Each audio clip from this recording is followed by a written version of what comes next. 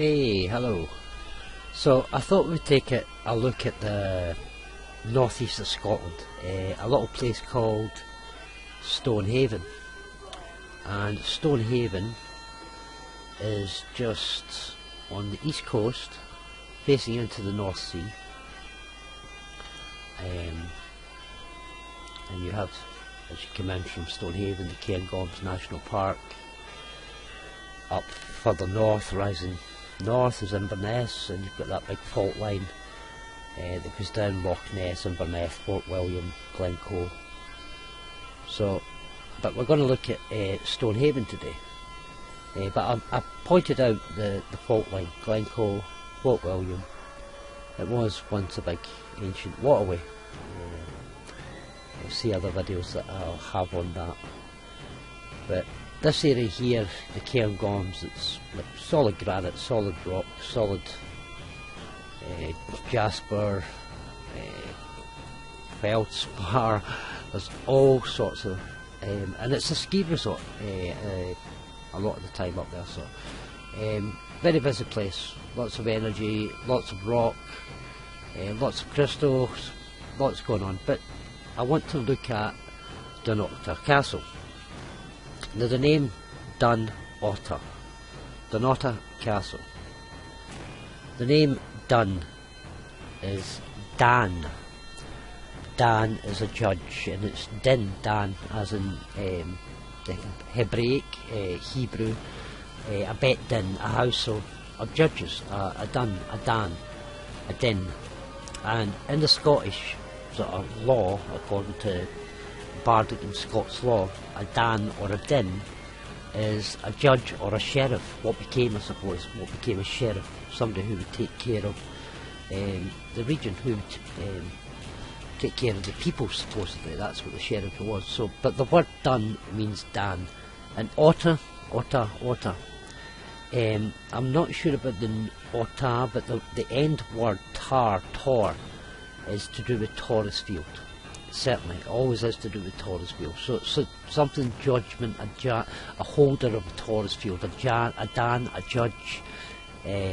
So the name's quite important if you break down whether you're looking at it Celtic, Gaelic, even though there's no such thing as Celtic as such, but the sort of Gaelic or even Doric. A Dan is a hill, a mound, a place, a fortress, and that is exactly what we're looking at. Now, those who follow stuff on starport right away, you'll come down in Dunnottar Castle, and I've always looked and it's just a starport, you know, it's like the turtle sort of shaped. Now, because of decay, because of the water and erosion, we have bits that are missing here, bits that are missing there, clear bits that met there, which are the pointed areas. You see a point area there coming out, and there would have been another one and another one. But archaeologists have recently been onto this part here of the island, and at one time this whole part of the island was connected. There was a rock here, and there was living quarters, houses, and, you know, you can actually see that there was lots of houses. Maybe it could have been up to 50, 100 or even more at one point, and it was fortified. It had a wooden high rampart wall around it, which right away for me is like, well, look at all the land you've got. You want to defend something, yeah, but why would you build buildings far out, squeeze them all in?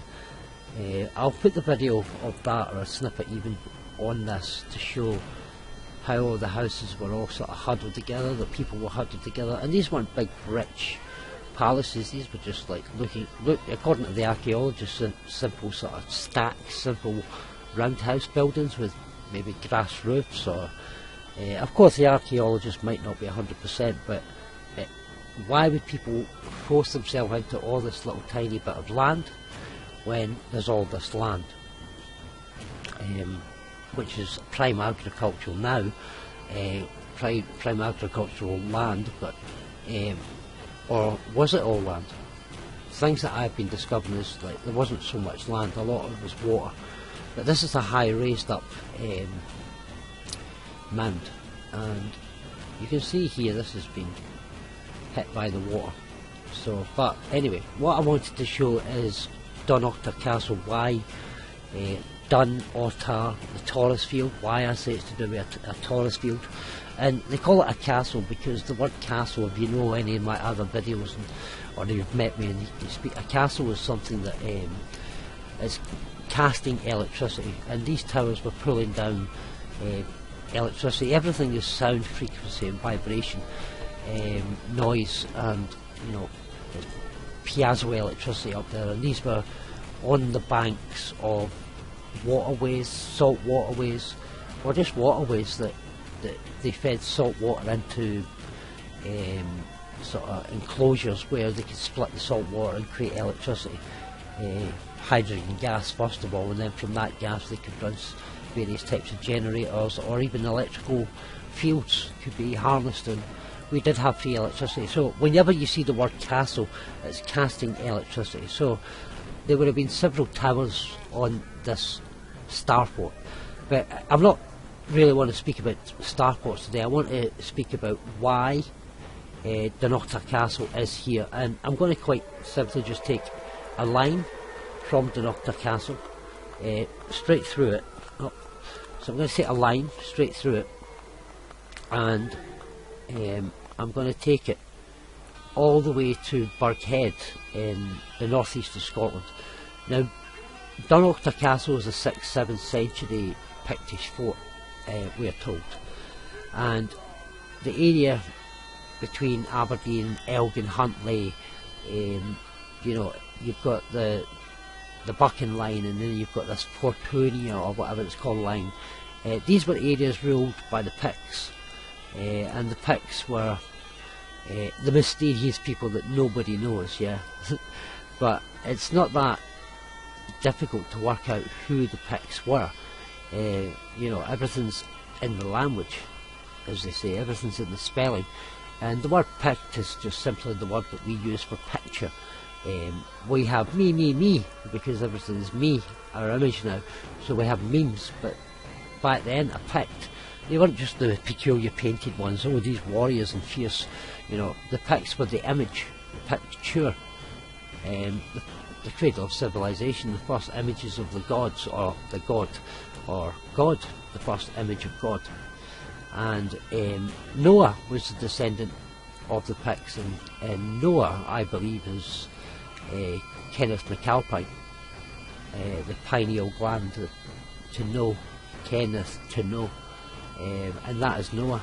And he was the king of the Picts, and then later Arthur served as king as the Picts, as he ruled in a place called Rhynie for 7 years. So King Arthur was also a Pictish king, but the Picts were the sons of Ham, Japheth, the sons of Noah. So Burghead, again, if you look at the word borough and what it all means, and bar, the law, the legal, so we've got Burghead, well, a well, says it all, spring of salvation, the Messiah, the King of Kings, says, I am the water of life, come to me, drink of me, anybody who comes to me will never thirst. So we have Burghead, and it's a huge starport, as you can see the shape of it. There's not much left of Burghead now. It's got this square design, because it's like a grid, and all the little streets are just like little cottages, all made of granite and set in stone like that. But up here at the very top of Burghead is where you had towers all the way around here, and again it's a starport, just as we've seen at Dunnottar Castle. And the reason why these are aligned are because they are they're holding the line.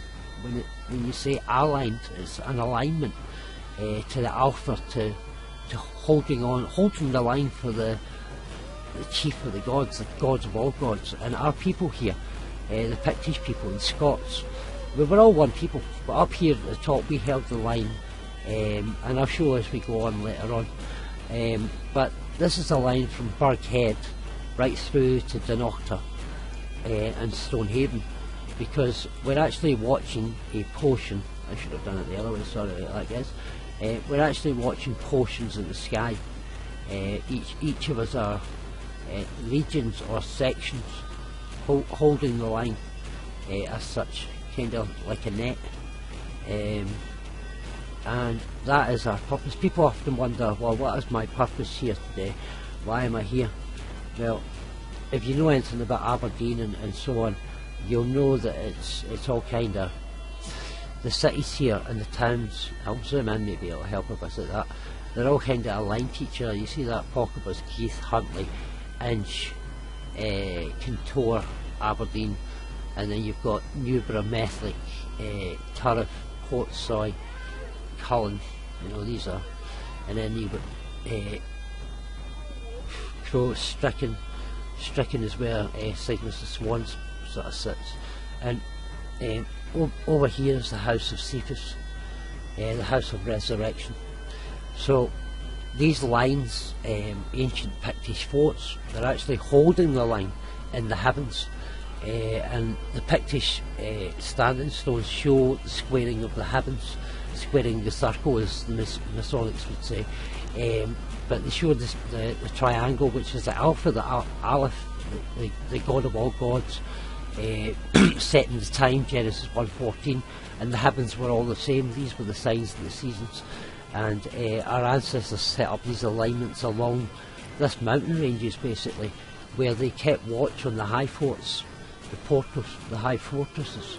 They kept watch, and so here are the high fortresses. The rest of it was between water, but as I travel through, I'll try and show like the star forts, the ancient star forts. I'll show, if I can, I'll try and show where forestation has taken away the water, mining, maybe even quarrying, and other things. But these alignments, our ancestors used them not just as a case of like lining up hill to hill and setting fires and communicating. They had canal systems between each one of them, but they were actually holding the line. And the question is, who were they holding the line from? And when you look at the Pictish standing stones, you begin to see that they have these beasts that are carved within them.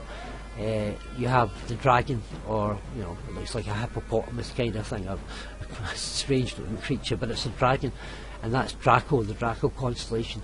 And then you have another big creature that looks like an elephant kind of thing, and weird nose, a weird, some even say it's a dolphin or a porcupine, but it's Cetus, the Kraken, which is another constellation. And then you have the spiraling snakes, which is like to do with Medusa, and then you have other snakes, lots of different snakes, beasts with heads with snakes, dragons and stuff like that. And today, by the way, as I record this, is apparently, I've been told, St. George's Day, George and the Dragon, so yeah, St. George's Day. But anyway, yeah, so the Pictish stones left all these symbols, but the question is, what were these symbols? And it's quite simply this, that they seen things appear in the heavens, the constellation Draco, Cetus the beast, they seen the Hydra, they seen the Medusa, they seen things that shouldn't have been there, and suddenly 4,500 years ago, these things began to appear. But they were given warning because they were the sons of Noah, they were the sons of the Din, the Dan, the judges, and this is their alignments, guarding the way, holding the fort. So you've got a little estate here as soon as you leave Dunnottar Castle, and yeah, a lot of this is the open green fields are waterways, or they were waterways, and the green forests were certainly waterways. The forestation happened in Scotland between the 17 and the, no, it still goes on, really 17 to the late 1800s. They up the ante, as we say, and began to plant so many foreign trees, evergreens that look lovely. Everybody thinks the Scots pine, but they're not. A lot of them are Norwegian spruce and other trees that are brought in because they're hungry and they drink up all the water. So you can see here that this was a waterway here, all this here, this bit. I don't want to dwell too much on the waterway, I want to follow the alignment. But the name Haven Court, names remain, you know, Haven. So there's a haven here for the boats.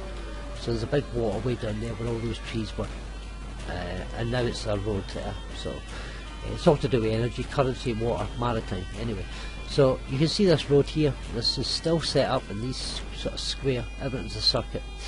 And this is an alignment that our ancestors put in. Now if I zoom out a little, we're in Stonehaven now, and you can actually see the star fort of Stonehaven itself. It will have little feet here, little feet here. Part of it's gone probably, but it was much bigger. And Dunnottar Castle is obviously further down, but there's a foot there, and the harbour there is a foot, but there's a bit gone. So that's a whole star fort. But the Red Cloak House is part of the foot of the star fort. The new mains of Uri, which I guess is the River Uri, a river. It's the foot of a star fort, now a busy junction. As you can see, they've done sculptured the road there. But that's the star fort there. Curtain of Peter Wrestle. Peter Wrestle, that's another foot of the star fort. Down here you can still see the foot, but this is the waterway, and there's the foot, and this is the waterway that goes right down, and it will go right down there, and there's another waterway coming down.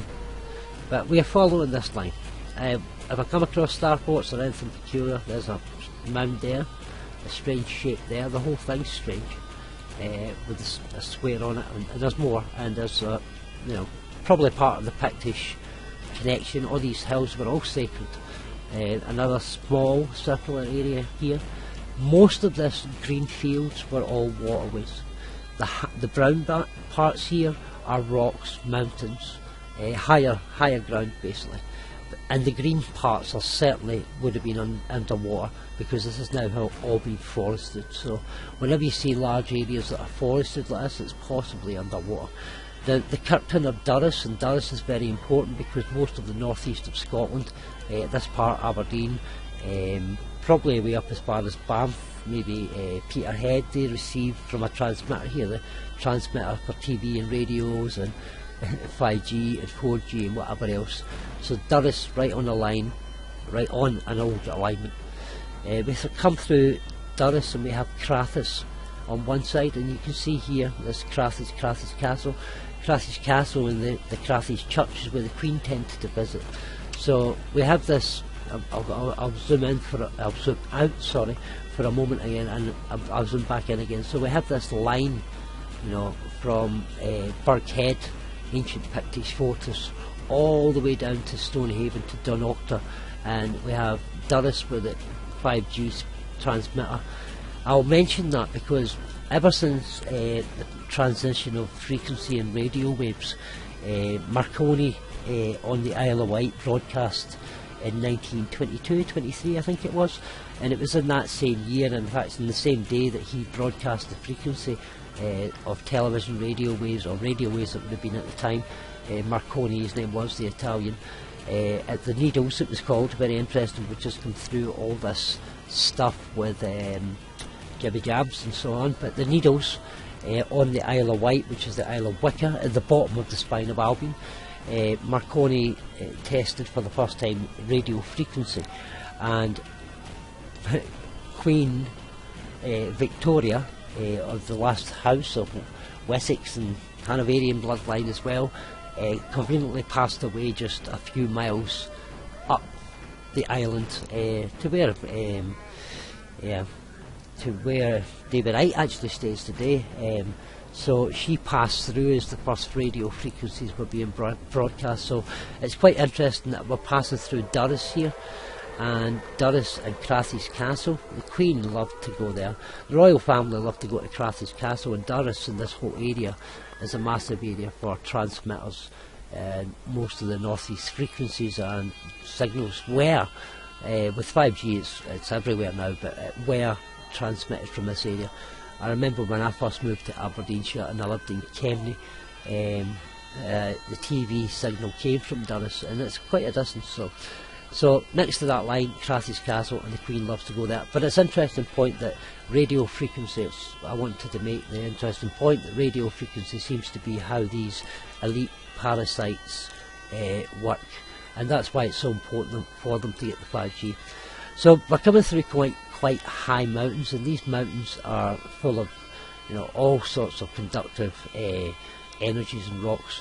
And the first real area that we come through that's anything of significance in regards to. It's all significant. The whole constellations above us are written on the earth below. So everything, everywhere, is worth mapping. Everywhere is worth visiting. There's always towers, castles, casting electricity, casting power. But where it takes us to here, which is quite interesting, the name Comers, and Midmar. Midmar sits immediately under Draco. Midmar Kirk is a beautiful, actually, little church. But this whole area between Treehouse, O'Corry, and Midmar, a very powerful energy place. And the Picts would have had their high fortresses there and round about Midmar, under the Draco, because they knew that Draco was coming. So we have Kirkton. The word Kirk gives a lot away. It's the circuit, Arford, where the circuit comes in, the Kirkton. There's a lot of standing stones and Neolithic stones. White House up here, white standing stones. There's beautiful standing stones up there. So we come through, straight through Hawkins Country Park. Arford itself is a star fort. You can actually see the shape of its star fort here hidden. It's a kind of square shaped one. There's feet coming out to here, feet coming out here, and they've extended it. There's a little star fort, and Hawkton Estate is a little star fort that's there. And so there's like 3 star forts in the Arford area, but I'm not looking at star forts today. Here's one of the main. See the Hawkton Estate, how they've got the circle, square in the circle. The star forts are squares. There's a square. They've got the circle right in the middle and the square in the circle because of the water. See how they've got the water around, but I'm not going to think about that. So Montgarry, the mountain, the Mont, the high place of the crossing over, Arford, Gary, Gare, electricity, castles, all the way up. This comes to, all this is all forested now, but these are actually, I'll leave it for other videos, mostly pyramids. These hills are not hills. They've been covered in trees because they are pyramids. There are many, many, many, many pyramids, and the gaps between the high hills, the valleys, are waterways, all small burns and little bodies of water here and there now, but at one time most of these hills and most of these mounds are pyramids. So we come up to a place called Riney, Pictish stones, Riney, the Crossdane, right over the top of the Crossdane. You see how that there? The alignment with Burghead and Dunnottar, and the Crossdane is pointing right up to the top of, what's the top of the north, and there's the top of the North Hill Fort there, but it's also pointing us along this line, which is an angelic line, let's just say, all the way holding the line, as I said at the beginning, holding the line. Magi Nochatar, Noach Nochatar, to know, a Taurus, a Tor, through Rothes. Rothes is the word Roslin, Roshies, Ross, chief, head, prince, head. Scotland is the head, the back of the head. Auchenroth, Roth is just the word Rothes, Rosh, Rose, Rothes, Roses, Roslin, Rose. Rothes Glen, Glen of Rothes, the Glen of the Chiefs, the heads, and Scotland is the back of the head, as you can see. It is the back of the head, and this is the back of the brain, the grid in the back of the head. So we come up through where all the whiskey and all that is obviously being distilled up this way. But there's so many pyramids up here, people need to actually come up here and see how many pyramids. Burnley Kirk, all interesting, all sitting in high hills, beautiful kirk. The window says it all, but beautiful. Everything on this line is so sacred. Our ancestors, the Picts, held the line here. Big star forts. I said I didn't want to dwell in star forts. I don't want to overdo this video. The Knock of Owls, another sacred high mound, a castle, octagon shape. All the way to Burghead. Again, we get through Rose Isle Hall. It's just an old hall now, but the whole area at one time was a significant powerful point, a crossing point in energy, a portal, a gateway for the Pictish people. And who are the Picts? The Picts, as I said to people earlier, the Picts are the image, the me and you, the descendants of the ancestors. This is the cradle of civilization.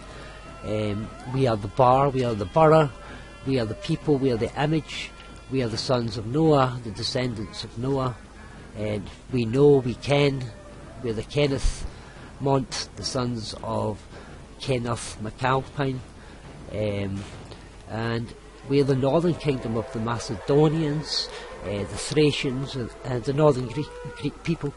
This is what this line is. This line here holds the back portion of the head, and holds the line for the head and the entire body. Depends on each part of the body, and this is who the Pictish people are, and this is why Dunnottar Castle itself is lined up.